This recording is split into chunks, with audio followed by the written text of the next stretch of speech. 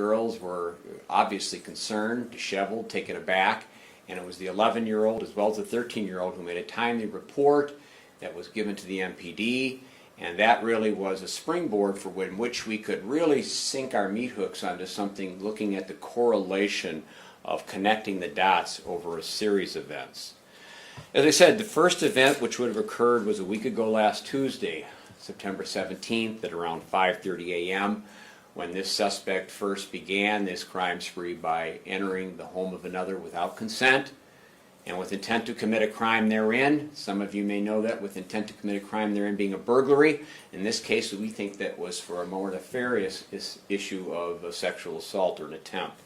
But in that instance, the victim repelled him in terms of wakening, screaming, alerting, and he fled the scene. Then we had, secondarily, the next case in our grand scheme of things would have been on South Patterson Street. That was at 7:50 p.m. in the 400 block. And in that instance, we had someone who was approached from behind, groped, and that was a 4th-degree sexual assault before that victim disengaged and was able to seek help, seek shelter, and call the police. Then we had, as I said, the Metro bus incident, which I began at the top of this report with discussing.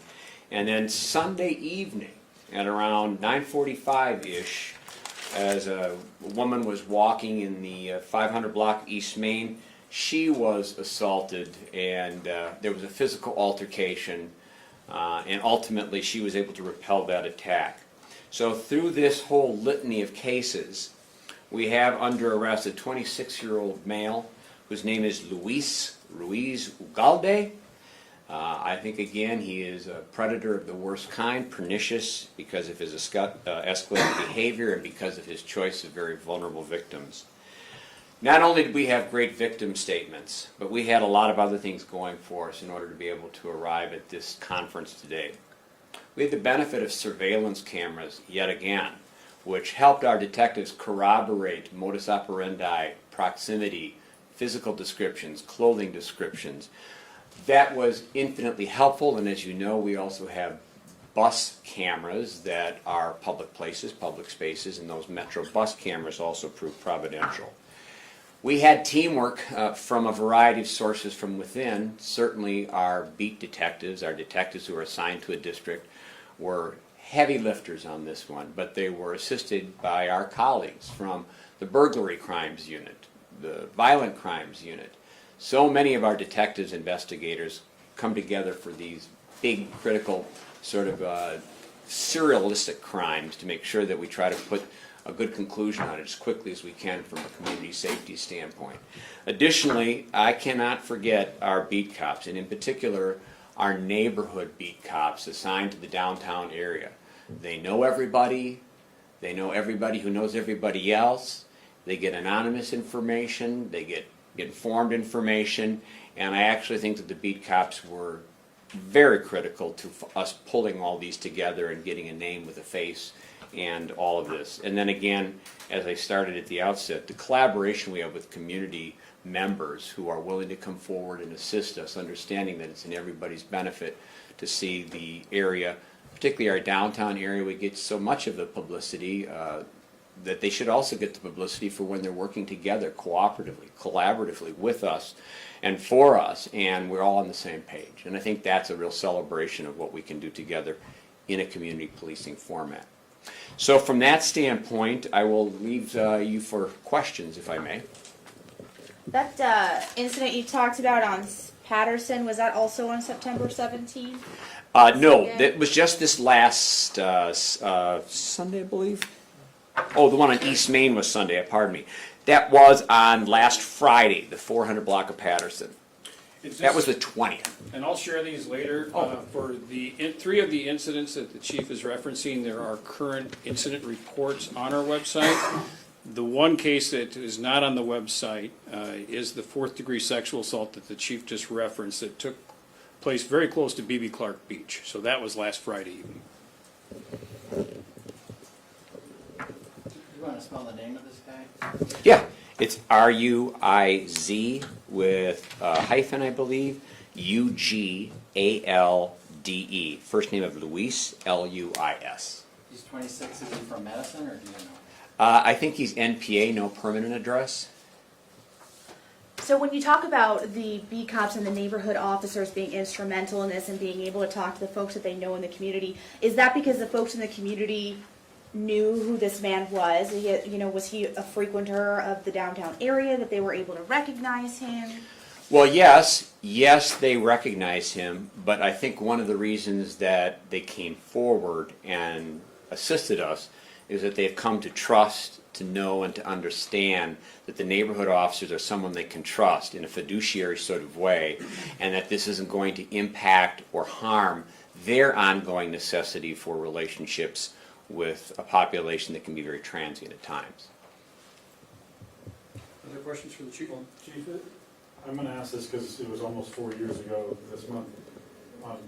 There was the bike path. So, is there any chance so far that you are aware of, this guy could be related to something going back that far, or anything beyond the 4 incidents that you're talking Well, about today? in terms of the most immediate sense, when we have crime sprees or episodes like this, we do a lot of information brokering and sharing with the other neighboring law enforcement agencies.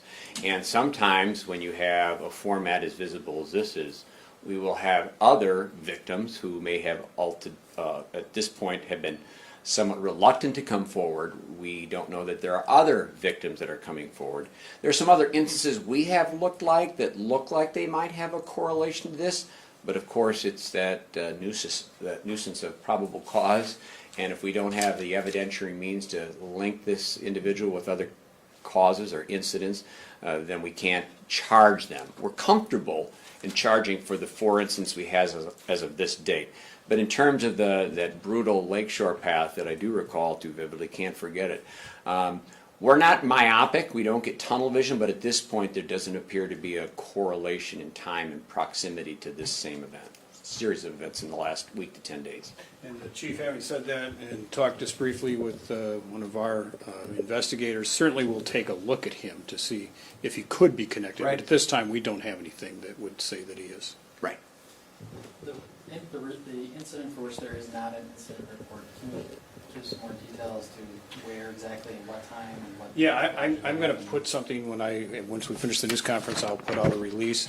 This was a woman who was walking From B.B. Clark Beach. near the area of B.B. Clark Beach. She had someone run up behind her and grab her buttocks. So it's a 4th-degree sexual assault. And that's really the nature of that case. But again, we've been able to connect this suspect to that case, and so he'll be tentatively charged with that 4th-degree sexual assault. Also, I have some literature to distribute to media. I've given Chris Rickert one of the copies now, so you can see what we have arrested this person for currently. He was arrested Monday night by our violent crimes unit in the downtown area and taken into custody specifically for the sexual assault that took place on the Madison Metro bus involving the child. We are now, just this morning, in fact, our detectives have been working at developing probable cause that we'll be referring additional tentative charges to the district attorney. For media interest, it's my understanding, and again, you need to check with the DA's office, but I believe that our suspect will be making his initial appearance at 1:30 this afternoon. Thank you, Chief. Updated, thank you. Anything else? Yeah, so when it comes to surveillance cameras, being part of, helping you get a suspect in this case, would you speak to the fact that surveillance cameras are often a necessity in catching suspects like this? I know a lot of places in the downtown area or other places throughout the city don't all have surveillance cameras, so would it be helpful to have them in places that, they could be utilized? I know they're expensive, so it's kind of that aspect of it. You can't put them everywhere, but do you think they should be? Well, of course, yeah, the greedy chief says yes, more cameras is always good. The thing is that yes, we have found that in today's day and age and climate is that if it were not for cameras, but for forensics like DNA and those other tried and true methodologies, we would find a lot of these cases unsolvable because, quite frankly, they're unwitnessed, or if they are witnessed, there's a reluctance of people to come forward, either for fear of retaliation, reprisal, the images of being a snitch, whatever the cases may be. There's a lot of reasons that that human intelligence factor is less than forthcoming, as much as we'd still like to get that as best we can. But we've been also careful, mindful that with those cameras comes balancing of privacy issues. And so that's why our cameras, the city cameras, are put in portals of public access and direction, and those areas where none of us enjoy a superior right of privacy. We don't put them in private areas, we don't direct them in backyards or in areas where people would have an expectation of those privacy areas.